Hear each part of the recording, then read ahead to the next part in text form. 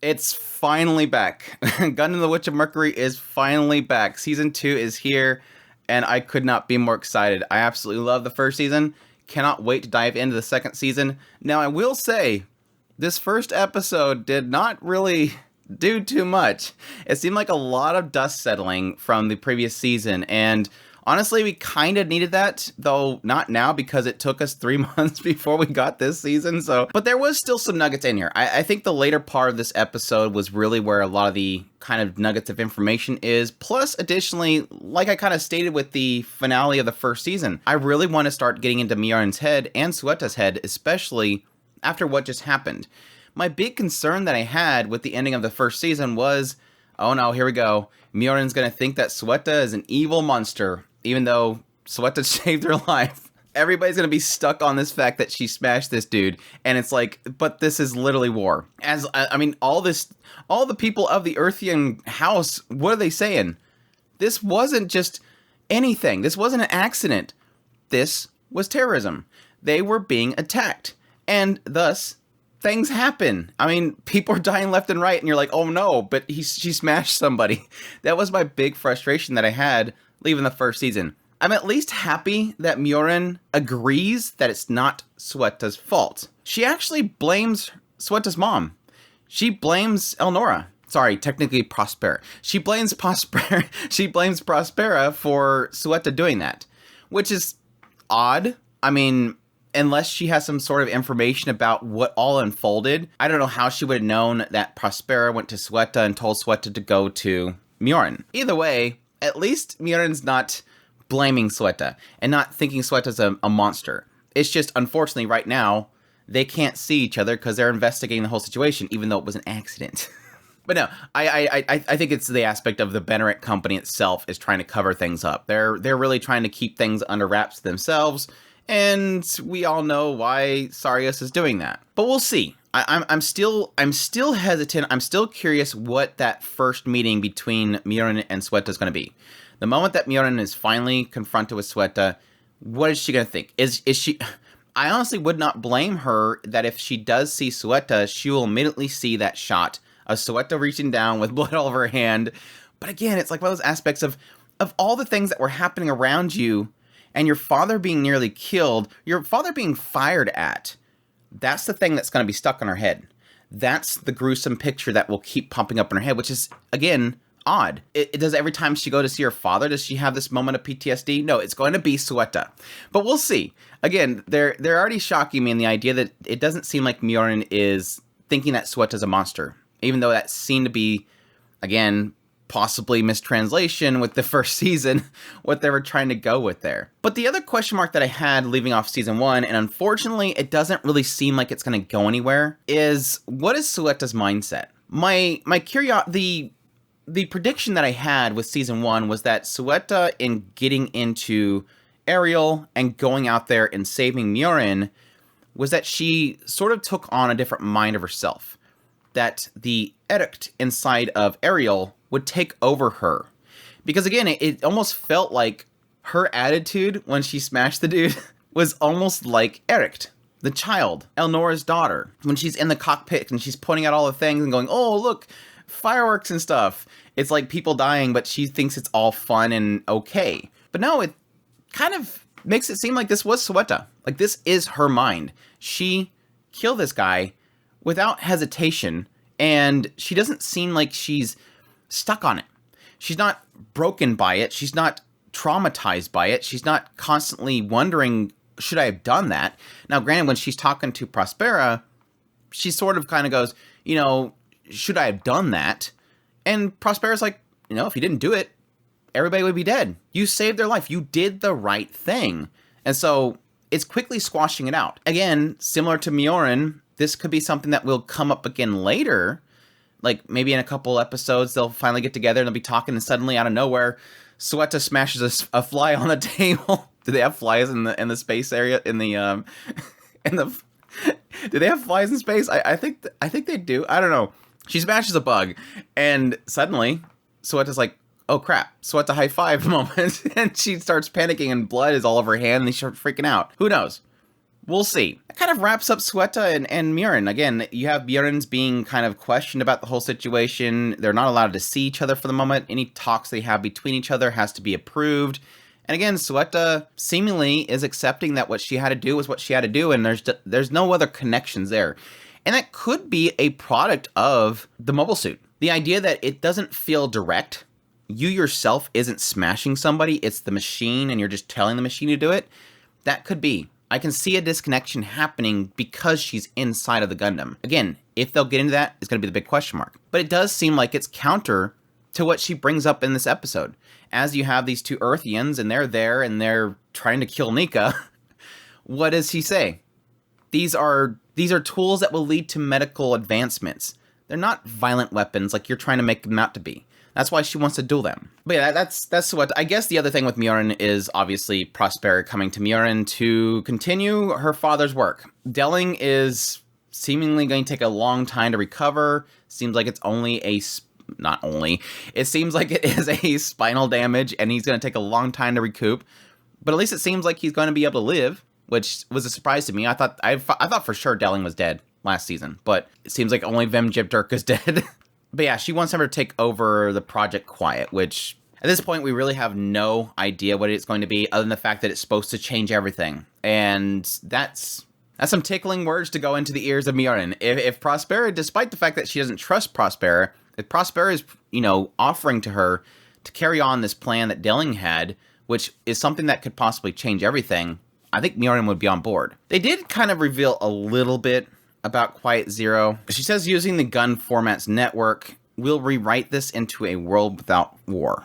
Now, I don't know what that's going to end up meaning. All I can think of is that it's going to be the simplest answer and probably the most boring answer is something that is sort of like a Gundam that uses the gun format that somebody can control, but in a larger scale, like a massive size scale, or possibly something that can just create massive funnels.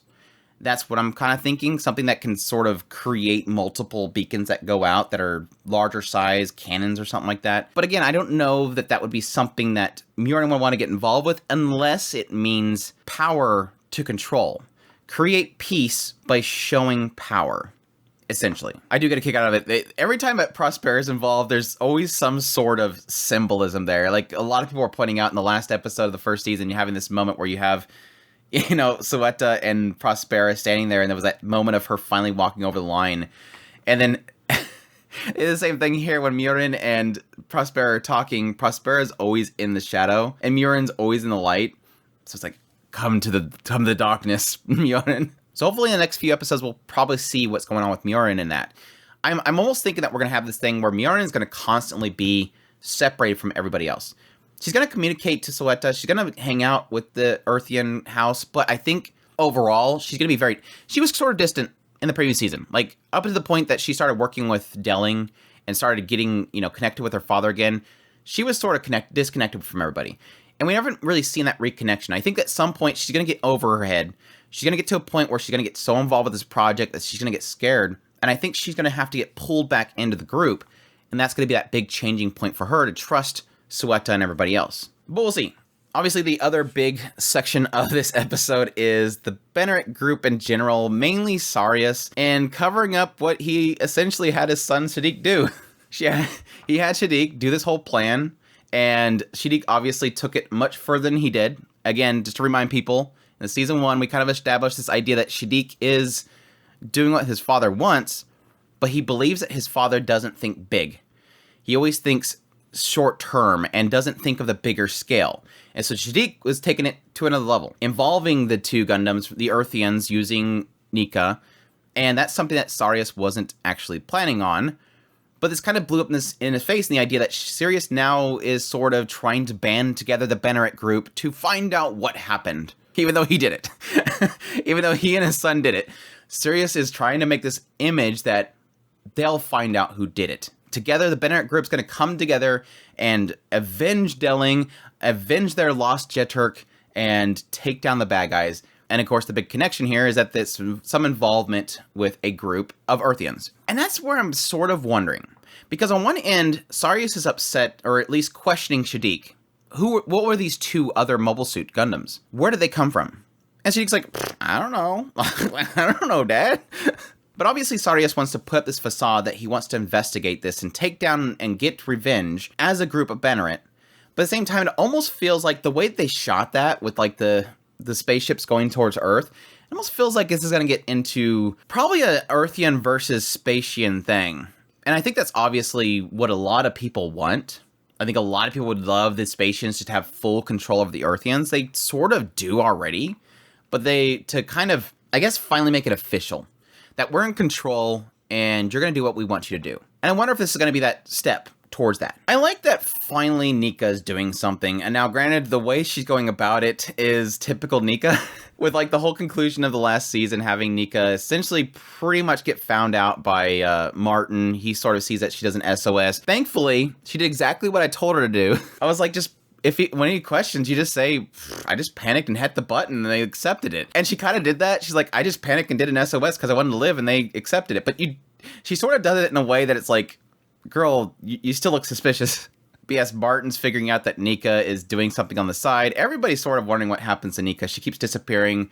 Obviously something's going on. And then eventually, yes, we have the inclusion of the two Earthians showing up to be transfer students. And yes, we have a couple of run-ins with Nika and them, specifically pointing out that Nika wants them to stop. This is kind of going to be our situation where you have that tragic character that sort of obviously wants to do something. It's obvious that Nika wants to be a bridge between the Spacians and the Earthians. She wants to create that peace between the two of them. And I think it's going to be an aspect of it. She got involved with these folks, but over time realizes that it's going way too far. She's okay with working with them until it goes too far. And it sort of implies in this episode that Nika is the same situation as these two Earthians, and the idea that she was brought in with a dummy company kind of backing her, and that it was Shadik that did it. So that's where we get our little shoe-in by how Shadik is basically controlling her.